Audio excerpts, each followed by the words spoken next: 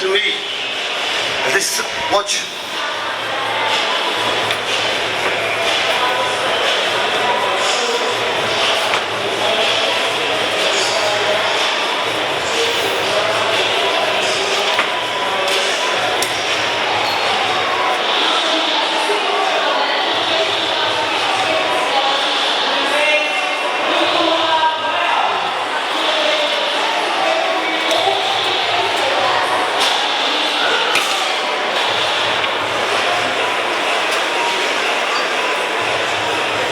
Swordsmanship.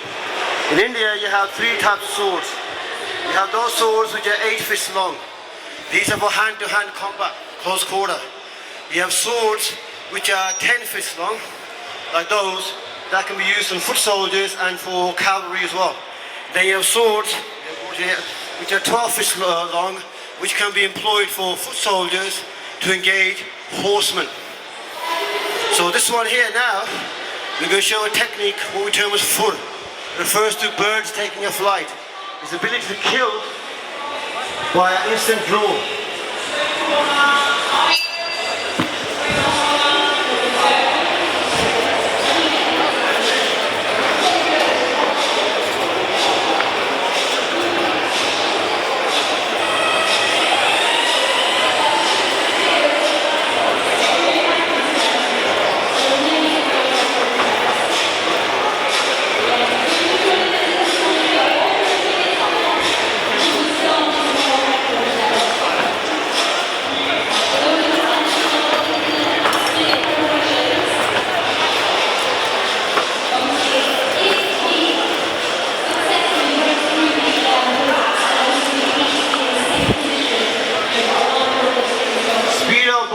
Secondary, speed of mind.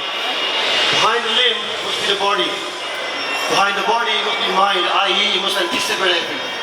Behind the mind must be spirit. My intent, my desire to annihilate him is a weapon. So before you cut the body, cut the spirit, the mind, and then the body. That's all the Ghetto blood is designed for psychological warfare. There's different styles. There's one style which is pure psychological. It's a warrior who's surrounded all ends. And the only way you're going to end is in his death, which is through self-decapitation, or the enemy's death. This is Harihara.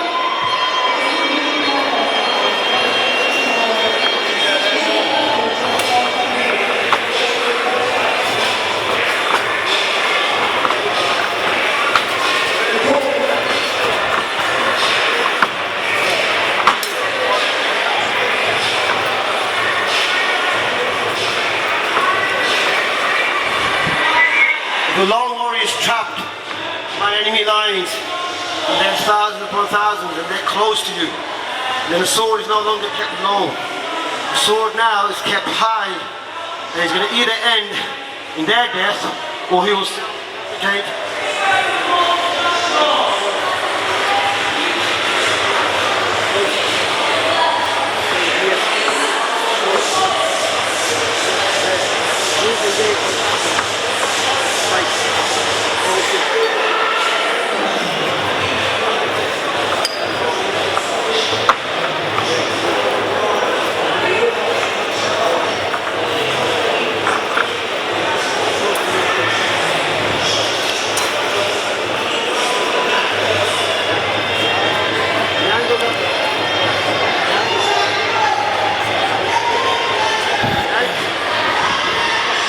The angles I'm cutting are very tight.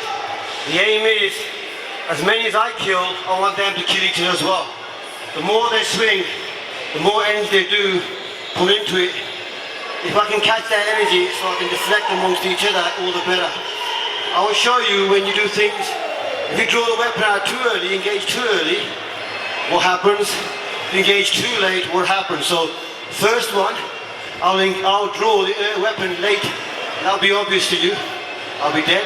Second, I'll engage the weapon too early and I'll be dead. It's all about timing. So don't look at the first one, second one, third method will be the correct one.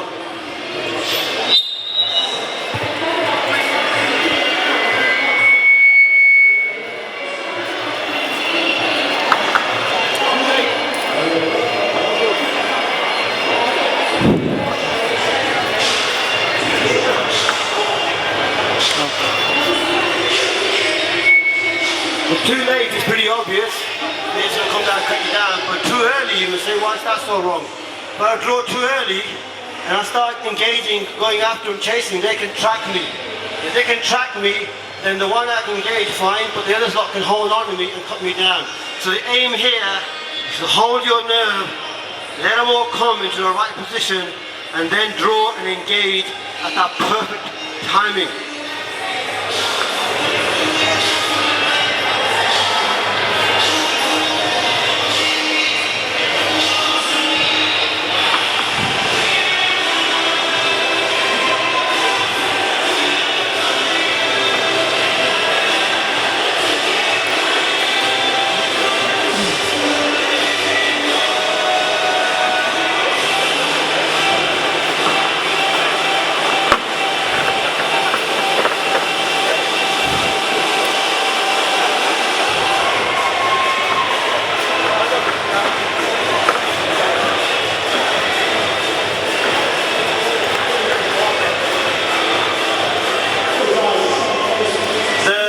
Nature of the art is designed as part of psychological warfare.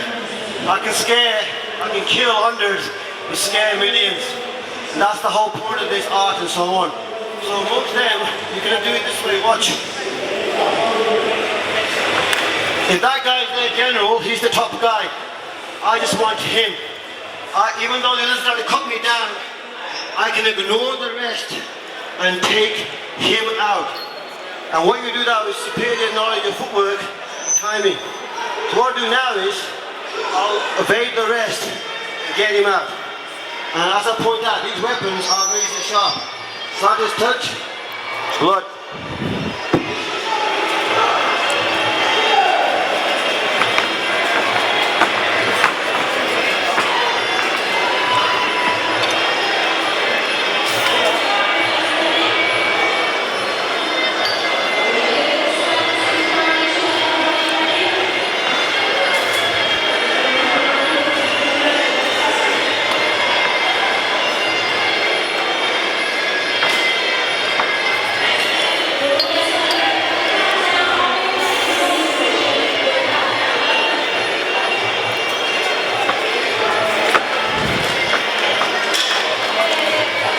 In reality, you won't do that. That's just fancy way of showing off.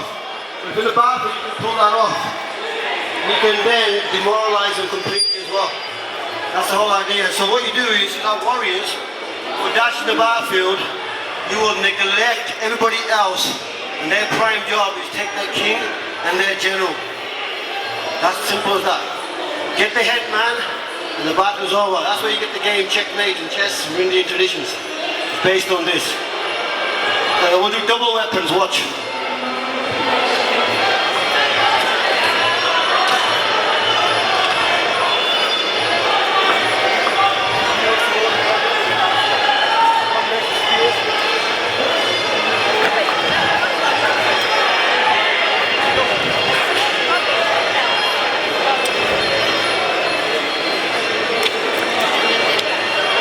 Weapons I'm wielding are African in nature. You must appreciate this art is 1,000 years old. It's a place called Baxila, a university that existed between 600 BC and 600 AD.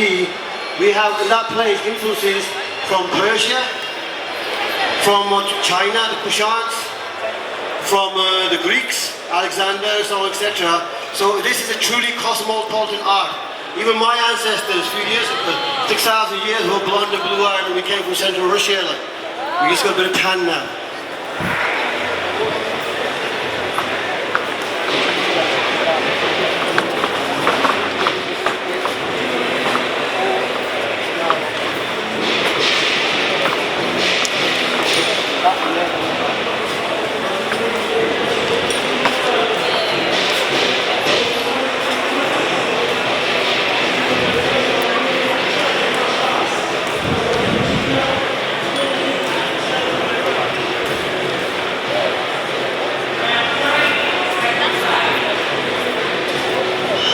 If on the battlefield you fancy a sword and you like it, you pick it up so you can still use it. So now I can have two swords in my hand. Not the best way to use them, but I like this sword so I want to keep it. I'll use the other sword in my hand as well. Any weapons you find, you pick. the old days, this art is also anything you get, plunder, whatever, you take like. And in Sikh armies, wages were very rarely paid, so plunder was the main way of getting wages.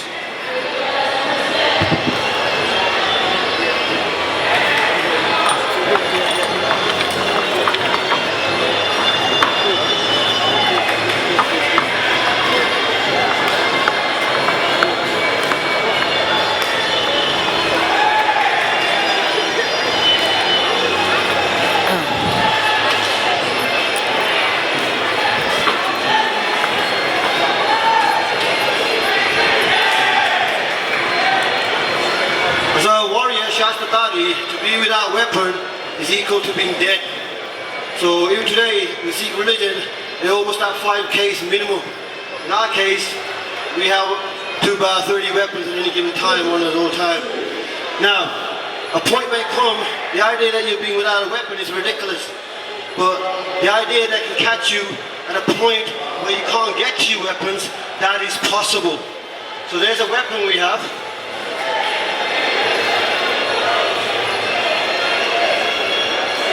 The claw, this is what we always wore at all times and so on. Never be taken off on the left hand. So outside of battle, when you're not wielding a sword or a gun, etc. and so on, then you put this on. This goes on the left hand and is known as a leopard claw.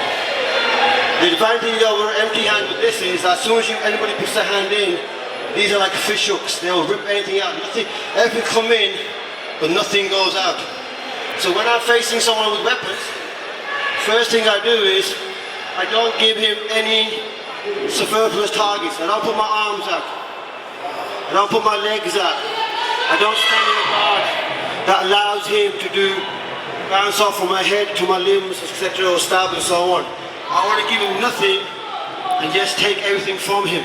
So I stand in a position which is like this, which allows him, the head is the main vital point to go for. Even at the optimum length, I still should get my hand in. Once you have these, they go in, try to pull it out now. They're like fish hooks, they'll tear everything apart. And this is the great advantage of this. When you have sweaty hands, or someone much bigger and stronger, empty-handed, they can always pull back out, etc. and so on. This makes the whole disarming element a lot easier. So I'll do it with this first, then the weapon unarmed. So watch. Here, as he attacks wheels weapons, I want to put my hand in. There, that's I'm coming in. I might myself from that limb. So I've gone in. And if I stay here, that second weapon is going to crash into me. So what I do is I maneuver out the way of that one. I gotta make sure I don't cut the wire here. I'm here now. That weapon cannot get to me now. So here I can now start targeting. Here I'll rip. Throw. This will tear, then I put my fingers in and rip out his vertebrae, end of him.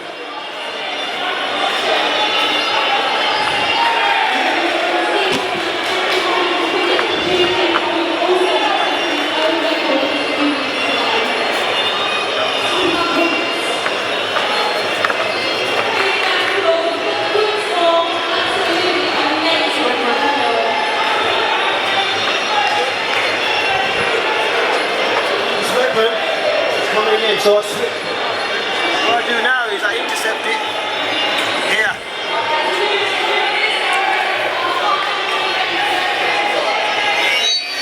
Okay. As it comes in here, I switch here.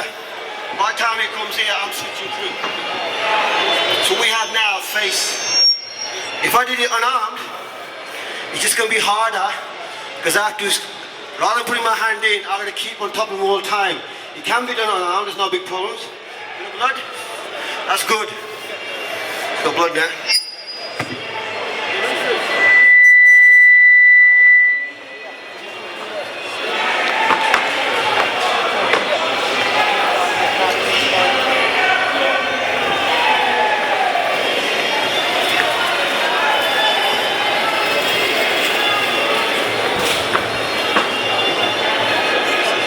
These bracelets are not bangles for show. They also are employed to target specific vital points. Thumbs here, back of elbows, and they'll facilitate disarming people, etc. and so on. So when we have more than one people who are in the spear, and you are caught unarmed, and you need to defend yourself, logic would be either run, or if you're going to engage them, get in one and disarm the rest. What I'm doing now here, watch, faced with weapons like this, the worst thing you can do is step back from them. Because if they all converge, and everyone can land a blow, so one of them's going to hit you. There is no converging. When we engage, we're not fighting. We're not even killing. At this stage, we are but a human sacrifice. And we'll go in. Either we get killed, one of them going to die. And the attitude here is, the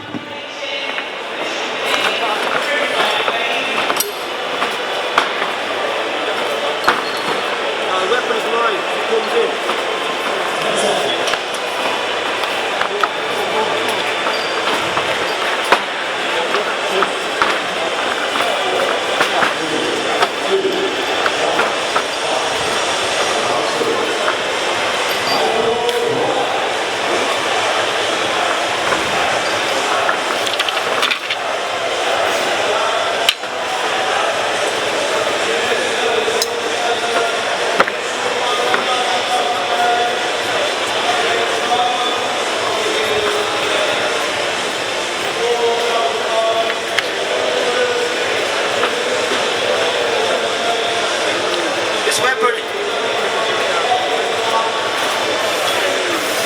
This weapon here is a composite weapon.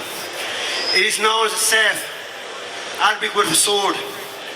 The top half of the blade is of Syrian origin, which itself is of Roman origin, which itself is of origin Spanish. The lower circular portion is of South Indian origin. The actual handle is Afghan. So in our tradition, our concern is about killing people, destroying the enemy. Whatever weapons we encounter, whatever aspects of which are relevant to combat, they will just amalgamate. It's been like that for thousands of years. Nothing about aesthetics, nothing about this is our tradition, blah, blah, blah. But the art itself is a traditional art. So the fighting principles, the core principles, we keep the same. But the weapons we will adapt. From the AK-47 to these. This is a chainmail piercing weapon. Very powerful.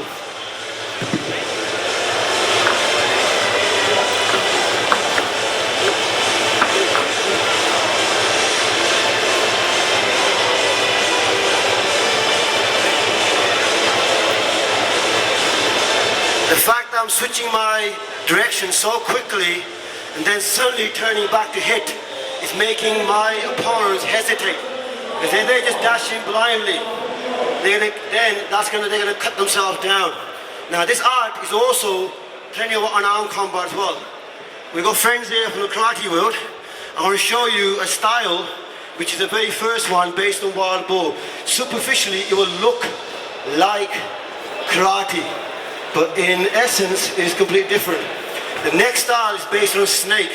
Superficially it will look like a locking system, but again with the Japanese Aikido so on, yet it is completely different again. So this art is from ancient India and Taxila. So first one, wild boar. There are 10 styles. We've got time here now.